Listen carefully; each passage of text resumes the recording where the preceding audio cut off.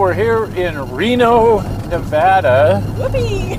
Reno, Nevada is home of the National Automotive Museum, which is one of the coolest car collections in the country. One of the reasons to come to Reno. The whole thing started when Harrah started collecting cars years and years ago. It was just a sort of personal hobby. He was young. He was young. He made a lot of money.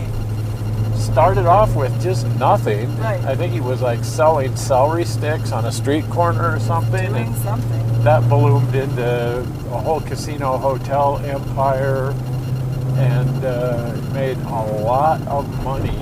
After his death, they managed to save some of the collection and build a museum. Thank goodness. And yeah, it's really, really cool. So we're heading over there Awesome. to the National Automobile Museum. Check it out. The National Automotive Museum consists of about 200 cars, which are mostly leftovers from the old Harrah collection. Bill Harrah had actually collected over 1,400 cars, and he really, really liked early cars.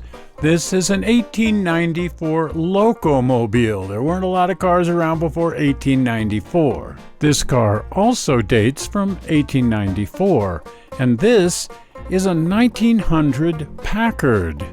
These things truly are horseless carriages. This is a 1901 Dune Burton. Now this is a groundbreaking car. This is a 1903 Curve Dash Oldsmobile.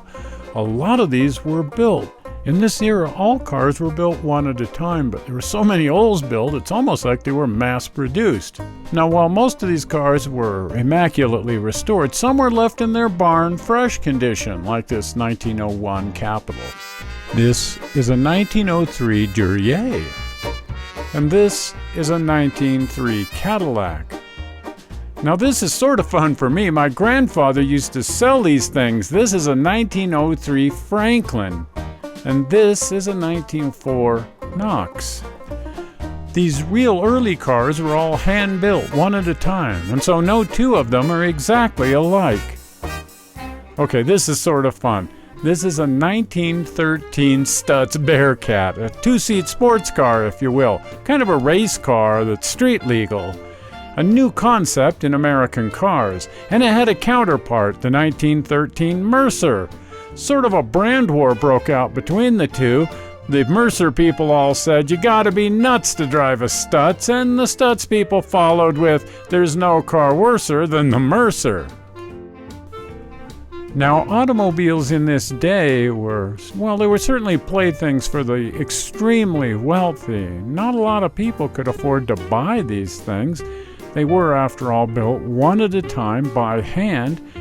It just meant that they were insanely expensive, and most people couldn't even imagine owning one. Some of them are rather innovative. This one's an electric car, a rediscovery from 1911. And this is a 1913 Stanley Steamer bus. And check this out. This thing has a radial engine in it like an airplane. An air-cooled radial engine. Now here's another groundbreaking car. This is a Model T, a Ford Model T. This one's from 1912. The car came out in 1909. But the key here is that these cars were mass-produced. All the parts are exactly the same, and they were put together on an assembly line, and one would roll off about every 2 minutes, so it would sell for $250, and anyone could afford to buy one. This is a more elaborate version. This is a sedan, and it sold for $450. This really impacted the automotive industry. In fact, it created the automotive industry. Before that, it was just sort of a hobby for screwing around by the rich and famous. This is a 1916 Dodge Brothers, very affordable. Here we have the Model A. This replaced the Model T from 1928. And here we have an early version of a Chevrolet. But the handmade car lived on. Here we have a 1914 Detroit Electric. Wasn't too terribly successful. Look at all the batteries that it required and a massive charging station. But the rich and famous still wanted their hand-built cars. Here we have a 1921 Rolls-Royce, in this case built entirely out of copper because, well, that's what the client wanted.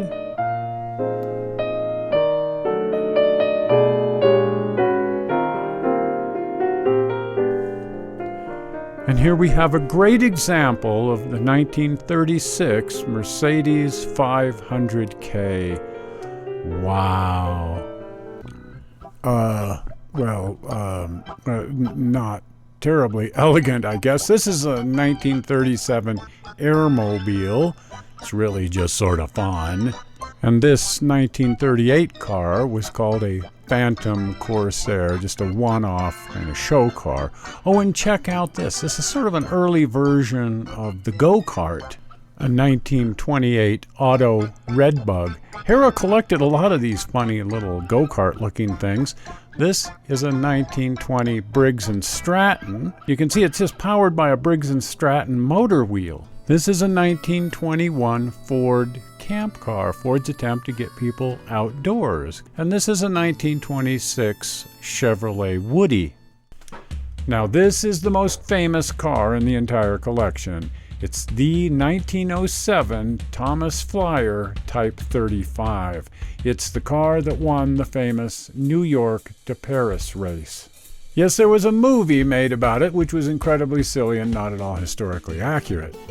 The contestants weren't silly at all. They were actually very, very serious about what they were doing. They were trying to prove that the automobile could survive such a grueling race all the way from New York around the world to Paris. And they pulled it off, and this is the car that won. When Harrah found the car, it was in baskets and boxes, and he painstakingly restored it, not to its original condition, but to the condition it was in when it crossed the finish line in Paris. A lot of photographs of that exist, and so he wanted to make it look exactly like it did when it won this fabled trophy.